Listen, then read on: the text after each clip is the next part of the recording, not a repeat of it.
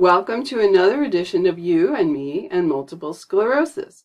My name is Pam and I've been living with multiple sclerosis for 37 years. Today I wanted to update you on my clinical trial progress because I just this past week had my third of 4 appointments to look into whether or not this supplement that they call MitoQ, it's a form of CoQ10, at a high dose, a higher dose than they say on the commercially available product, at this high dose, would it be useful for fatigue and multiple sclerosis? And I, of course, have no idea whether I've got a high dose, a low dose, or a placebo because it's a double-blind experiment.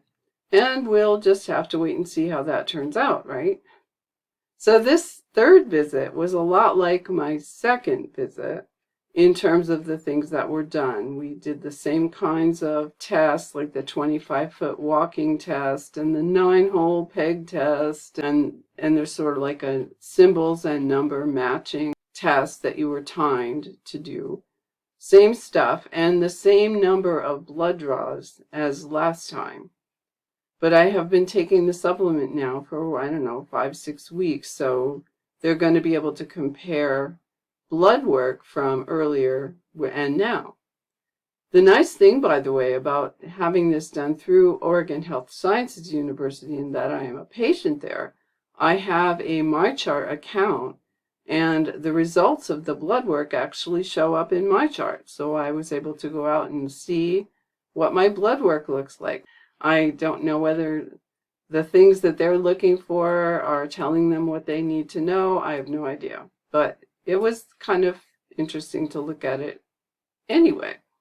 The thing that we did differently this time that I think made the experience a lot better for me was that, and actually the reason it came about is because we originally were supposed to have the meeting at 11:30 when it was scheduled for the Thursday before. But my cold made it necessary for me to reschedule it. And so when I rescheduled it for the Tuesday, they didn't have the 11:30 slot available. They only had the 9:30. So we took that, but I said to my husband, we might as well go the night before and stay overnight so we're not having to get up so early in the morning because it's a 2-hour drive. I think I had mentioned that. It's like 120 miles door to door. And we decided to go ahead and do that. So we stayed overnight in a hotel that was only about 15 miles away from where I needed to go for my testing. And it really made the difference. It was so much better because if you're going to sit in the car for 2 hours, at least for me, I'm not going to be sitting there hydrating myself because especially at that time of the morning, there aren't that many places to stop. And as a result, even though I tried really hard to make up for that once we got to the testing place and I hydrated as best I could, I didn't hydrate enough. The right arm was fine, but then in an hour when they needed to get blood from my left arm, they really had a hard time. So by staying overnight, I was able to hydrate well, and the blood draws were really, really simple. So that was a much better way to do it. And the fourth and final visit is coming up late June. And I think we're going to do it the same way. We're going to go the night before, and that way we'll be able to keep me hydrated, and the blood draws should go lickety-split.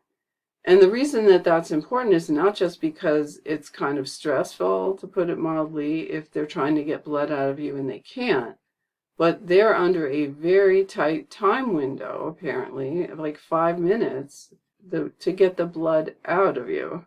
You take the medication there in the office, and after you do that, I think you wait an hour, and then you got a 5-minute window where they need to draw the blood. Otherwise, I guess it's outside the study parameters, and then that can be a problem. So anyway, we avoided all that, and it turned out to be just a kind of a fun experience. So that's the way I'm going to do it next time, and that'll be my last visit for this test. And according to Allison, who is our research person on the team, she said that by the time they get all of the recruiting done and the testing done and the results analyzed and whatnot, probably going to be about 2 years. So I won't even know for quite some time what dose I got or anything. I guess at some point they do unblind the participants, but it won't be for a while. So I won't know whether I actually got any of the MitoQ stuff or I didn't, and how much. No way of knowing that right now. One thing that we did talk about, though, is being on the list for future studies. I said that I would be willing to do that, and depending on what the study is looking at, I'm game. I think that we've got a rhythm of it now and how to do it. It is a little too bad that the price of gas is so high, though. I'm not sure I'm going to be signing up for lots of clinical trials because that's a long drive at the price that gasoline is these days.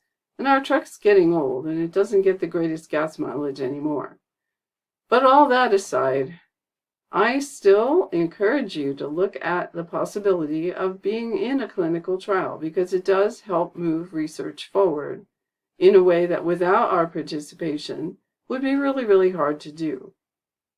You do get a stipend for doing that. The one that I'm in is going to result in my getting a check for $150 at some point in the next few months. So there's a little bit of financial incentive. But like I said, with the price of gasoline, I don't really think that that's much of a deal. But there are other reasons and better reasons to be in a clinical trial. So I hope that you'll consider doing that. And that's about all I have today. I just wanted to keep you updated. So thank you so much for watching and take really good care of yourself. I'll see you again in my next video.